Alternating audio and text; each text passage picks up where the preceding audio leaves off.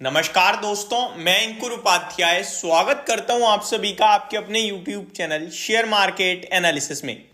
यहां आप सभी के साथ बात करने वाला हूं कुछ क्वार्टरली नंबर्स के बारे में जो ओपन मार्केट्स में आए हैं। बहुत ही भारी गिरावट हुई है आज मार्केट में और रिजल्ट्स के बाद भी कुछ स्टॉक्स ऐसे टूट रहे थे जैसे मतलब इन्होंने तो ये सोच लिया कि सब कुछ खराब हो गया, खत्म हो गया। फॉर एग्जाम्पल मैं पहले आपको नाम बता दूं, बहुत सारी कंपनीज के नंबर्स आए हैं और मैक्सिमम साइड पे गिरावट आई है। एक तो मार्केट का प्रेशर था, ऊपर से रिजल्ट्स हल्के फुल्के भी ऊपर नीचे हुए तो मार्केट ने भारी पनिश किया है।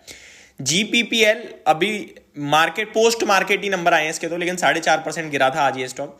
स्किपर्स ओपन मार्केट में नंबर आ गए थे लेकिन बाजार बंद होने वाला था तब नंबर आए थे और स्टॉक 6.5% नीचे था।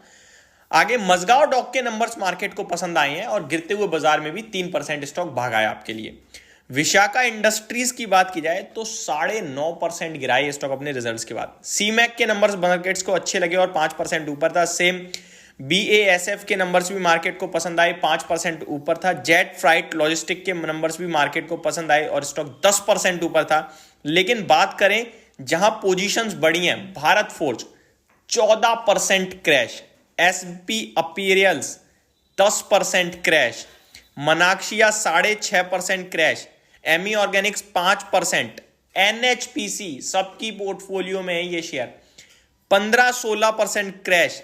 तो ये कुछ बड़े नाम थे। तो शुरुआत करना चाहूंगा एनएचपीसी के साथ। एनएचपीसी के क्वार्टरली नंबर्स की बात करूं तो नंबर्स से पहले 10% ऑलरेडी टूटा हुआ था शेयर और नंबर्स के बाद 6% और टूट गया। टोटल 16% गिरकर बंद हुआ है 81 रुपए के भाव पर। नंबर्स बहुत खराब है, मतलब जितने खराब हो सकते थे उतने खराब कंपनी ने पेश करे हैं। अगर आज बाजार नहीं भी गिरा होता ना तो इन नंबर्स के बाद तो ये 10% टूट ही जाता शेयर। कंसोलिडेटेड मुनाफा 672 करोड़ के सामने 490 करोड़ पे आ गया है और रेवेन्यू 2580 करोड़ के सामने 2050 करोड़ पे आ गया है।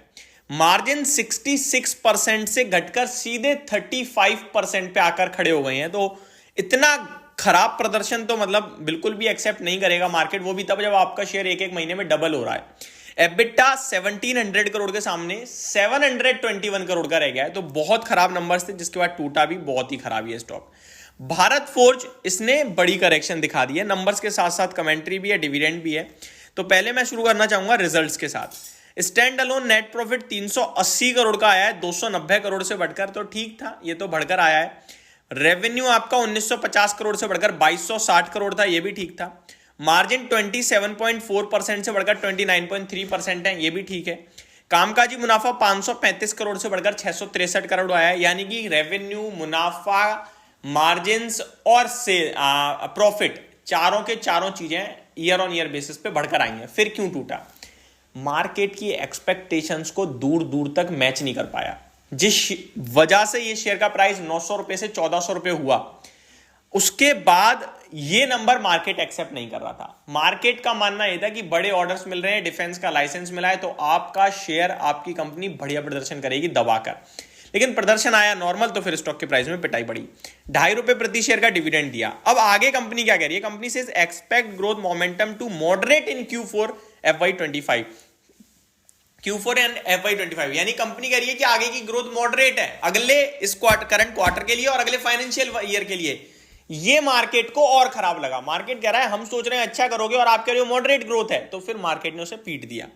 आगे company says growth to moderate in both domestic and export market across industries.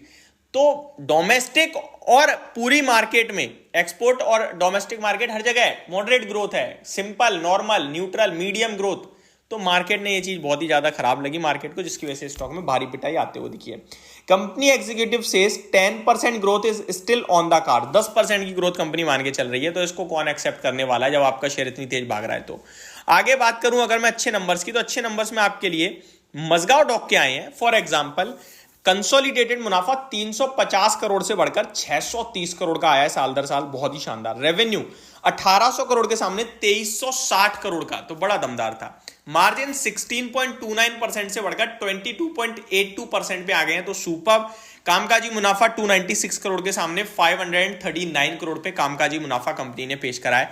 तो बहुत ही शानदार दमदार नंबर कंपनी की तरफ से आए हैं, जिसके बाद स्टॉक का प्राइस भी भागा है।